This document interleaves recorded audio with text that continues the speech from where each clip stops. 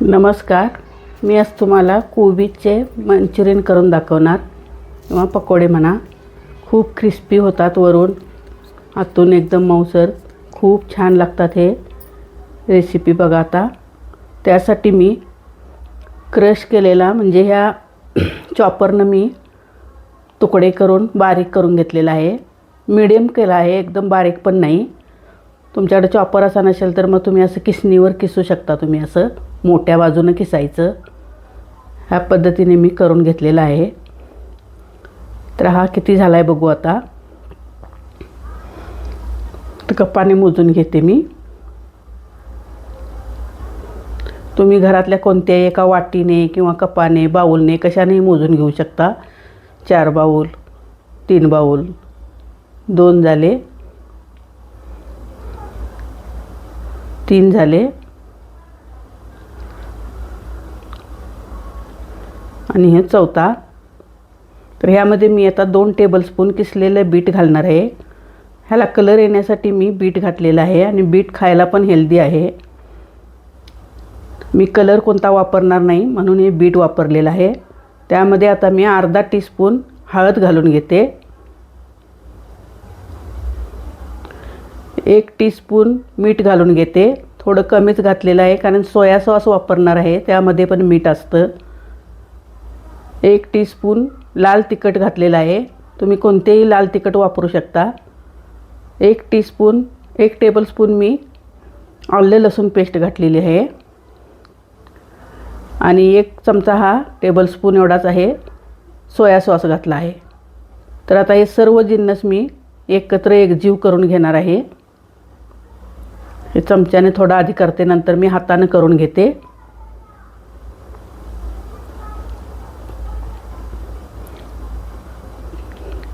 हा कोबी मी धुवून स्वच्छ चाळणीवर पागळत ठेवलेला होता 1-2 तासापूर्वी, म्हणून मी कापतेलं दाखवलं नाही कारण तो धुवून पागळत ठेवायला थोडा वेळ लागतो.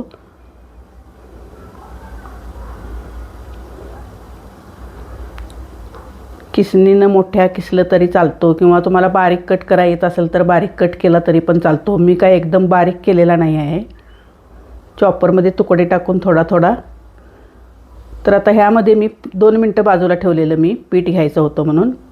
कॉर्नफ्लोअर पाऊण कप घेतलेला आहे मी. जसं लागेल तसं घालणार. अर्धा कप घालून घेतला अगोदर. थोडं बाजूला ठेवते आणि ह्यामध्ये मी मैदा वापरणार नाही. पाऊण कप गव्हाचं पीठ घेतलेलं आहे, त्यातलं पीठ वापरणार मी अर्धा कप. लागलं तर दोन्ही पुन्हा घालणार.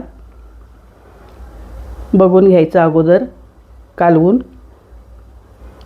हातानं. कॉर्नफ्लोअर ऐवजी तुम्ही पोह्याची पावडर करून घातली तरी चालतं आणि मैद्याऐवजी मी गव्हाचं पीठ वापरले आणि कलरऐवजी मी बीट वापरले, कलर घालाय नको म्हणून. हे सगळंच लागणार आहे मला. हे पाऊण वाटी. 4 कप कोबीला पाऊण कप हे दोन्ही मिळून लागलेलं आहे मला, गव्हाचं पीठ आणि कॉर्नफ्लोअर.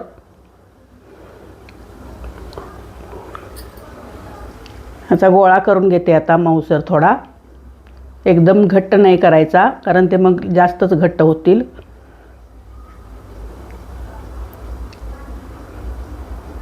आता झालेला आहे एकजीव, मऊ गोळा झालेला आहे याचा, एकदम घट्ट नाही झालेला. त्याच्यात असे गोळे करून घ्यायचे. त्याला काय जास्त घोळवत नाही बसायचं. थोडासा हात फिरवायचा.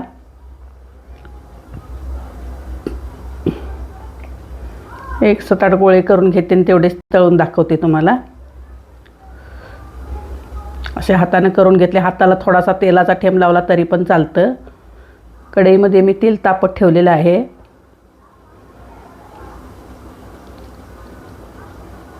कोबीची भाजी कुणाला आवडत नसेल तर असं कधीतरी करून द्यायला काही हरकत नाही. कोबी अशा प्रकारे पोटात जातो लहान मुलांच्या. तर आता मी तळून दाखवते तुम्हाला. तेल तापलेलं आहे.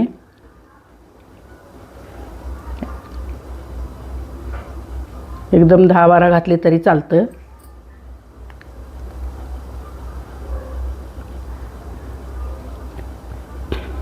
खूप असे वरून क्रिस्पी झालेले आहेत.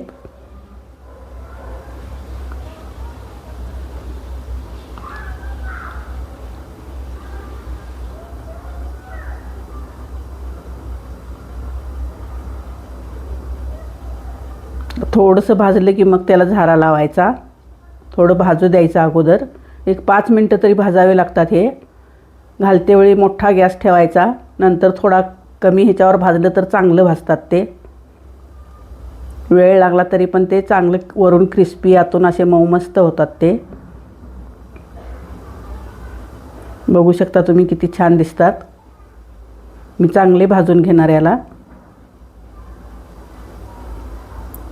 माझ्या रेसिपी तुम्हाला आवडत असल्यास कमेंट करून सांगत जावा आणि सबस्क्राईब करून ठेवा, म्हणजे माझ्या रेसिपी तुम्हाला सगळ्या नवीन नवीन टाकलेल्या दिसतील.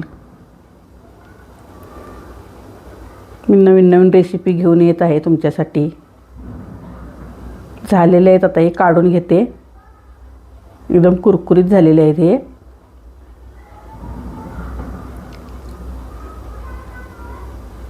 सॉस बरोबर किंवा असेच खाऊ शकता.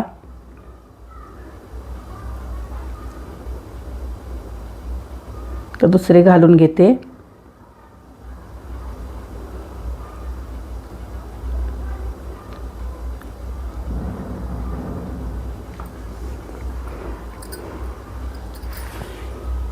आम्ही राहतोय एकदम फर्स्ट फ्लोअरला आमचा फ्लॅट आहे, त्याच्यामुळे जरा बाहेरचा आवाज येतो. कुठून ना कुठून थोडा तरी आवाज येतोच. मी नेहमी रात्री 12ला आवाज टाकते, पण ते कधीतरी असं लवकर टाकावा लागतो. कधी कधी कंटाळा करून मग लवकर टाकावा लागतो आवाज. हे झालेले आहेत आता. हे पण काढून घेते मी. बीटमुळं त्याला कलर आलेला आहे चांगला. कलर घालायची काही गरज नाही आणि एकदम हेल्दी झालेले आहेत गव्हाचं पीठ बीट घातल्यामुळं. बघू शकता तुम्ही. एक मोडून दाखवते तुम्हाला.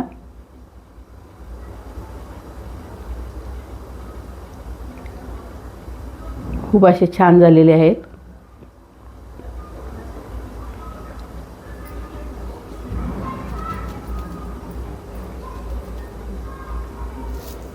बघू शकता किती कुसकुशीत झालेत. खायला पण तेवढेच टेस्टी झालेत हे. थँक्यू.